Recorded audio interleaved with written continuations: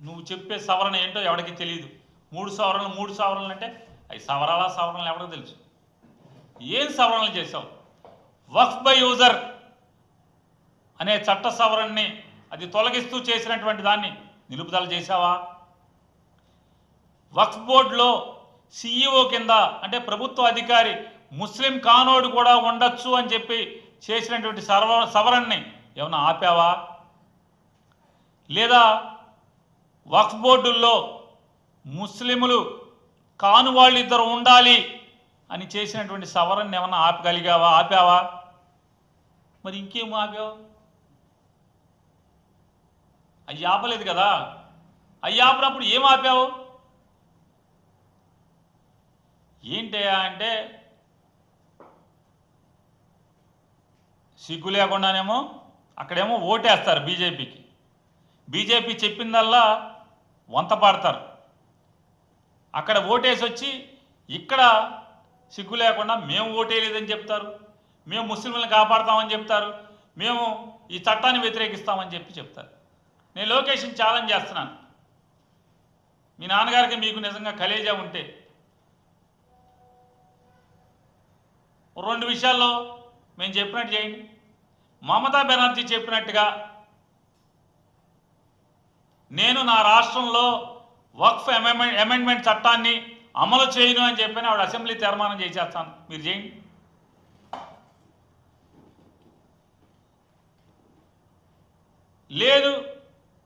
లేదు ఏదైతే మేము వైఎస్ఆర్ కాంగ్రెస్ పార్టీ మేము భావించాము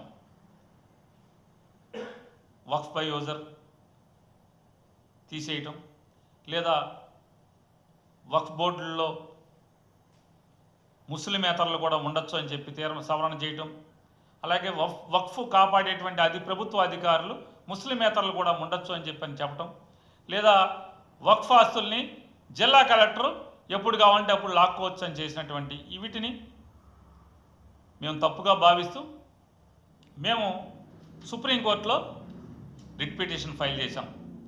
19575 ఆఫ్ 2025 మా రిట్ పిటిషన్ నంబర్ 19575 ఆఫ్ 2025 అనేటువంటి రిట్ పిటిషన్ని మేము కేంద్ర ప్రభుత్వానికి వ్యతిరేకంగా ఈ చట్ట సవరణకి వ్యతిరేకంగా మేము రిట్ పిటిషన్ దాఖలు చేశాం వైఎస్ఆర్ కాంగ్రెస్ పార్టీ. మరి మీరు దావా చేయండి, మీరు కూడా చేయండి, రండి. ఏదో చెప్తున్నారు కదా, పాప ఊళ్ళో అమాయకులైన ముస్లింలు దొరికారు, ఎందుకని ఎదురు చెప్పలేరు? మీకు అధికారం మీ చేతిలో ఉంది. వైఎస్ఆర్ కాంగ్రెస్ పార్టీలో మంత్రులు చేసిన వాళ్ళను అందరిని ఎవడబడితే ఆడిని ఎంపీలని, సిట్టింగ్ ఎమ్మెల్యేలని బుడపడామంట జైల్లో వేస్తామని చెప్పి జైల్లో వేసినట్టు ఇవన్నీ చెప్తున్నారు కదా. మరి భయంలో ఉన్నారు వాళ్ళు పాపం. మంత్రులు చేసినోడికి, ఎమ్మెల్యే చేసినోడికి, ఎంపీలు చేస్తున్న వాళ్ళకే దిక్కులు లేవు. చంద్రబాబును లోకేష్ కలిసి జైల్లో వేస్తామంటున్నారు అని చెప్పేటువంటి భయపడుతున్నటువంటి అమాయకమైనటువంటి ముస్లింల దగ్గర మేము ఈ చట్టాన్ని వ్యతిరేకిస్తామని చెప్పని టోపీలో పెట్టుకుని నిరసన కార్యక్రమాల్లో పాల్గొని సిగ్గు లేకుండా, ఇంకా అసలు దేవుడు ఎంత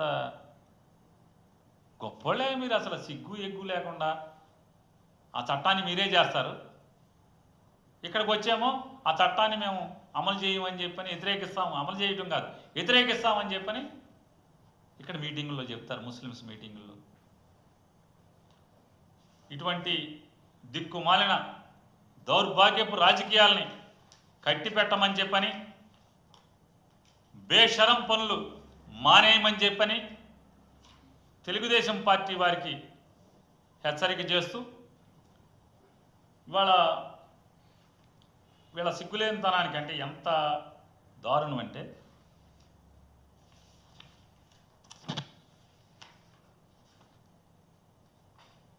ఆంధ్రప్రదేశ్ స్టాండ్స్ నెంబర్ 2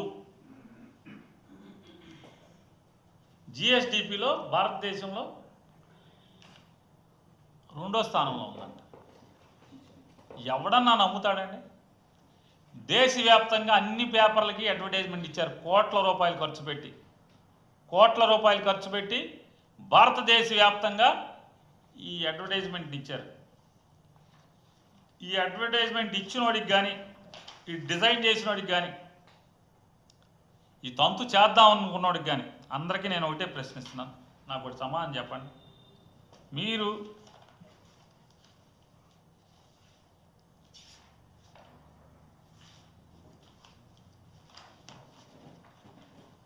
నిజంగా మీరింత పోటుగాళ్లే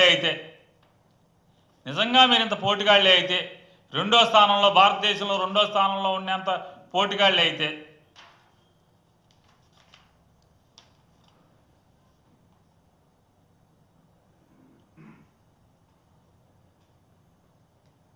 పన్నుల వసూళ్ళు మీరు ఎక్కిన కాడి నుంచి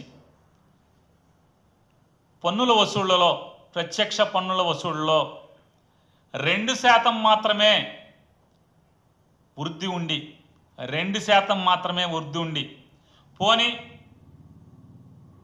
పన్నుల వసూళ్ళలో 2% ఏముంది, ఓ బీభత్సంగా క్యాపిటల్ ఇన్వెస్ట్మెంట్ చేసేసారండి, మొత్తం అప్పులు తెచ్చేసేసి ఆస్తులు సంపద సృష్టించేశారండి. అంటే వైఎస్ఆర్ కాంగ్రెస్ పార్టీతో పోలిస్తే,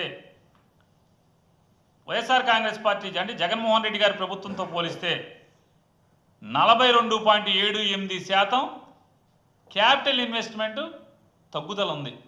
42.78% క్యాపిటల్ ఇన్వెస్ట్మెంట్ తగ్గుదల ఉంది.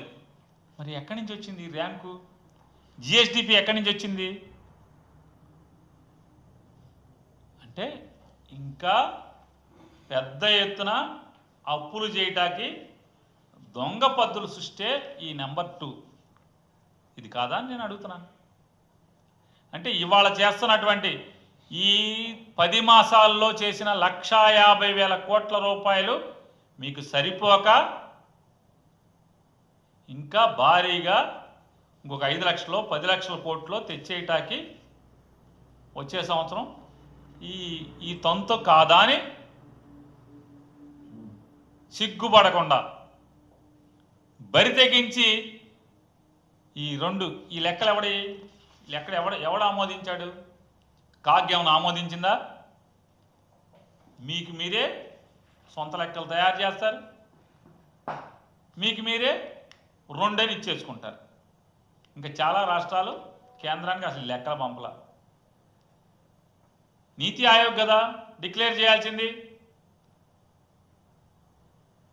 వీళ్ళే ఏంటి అంటే ఇది సర్వే అంట.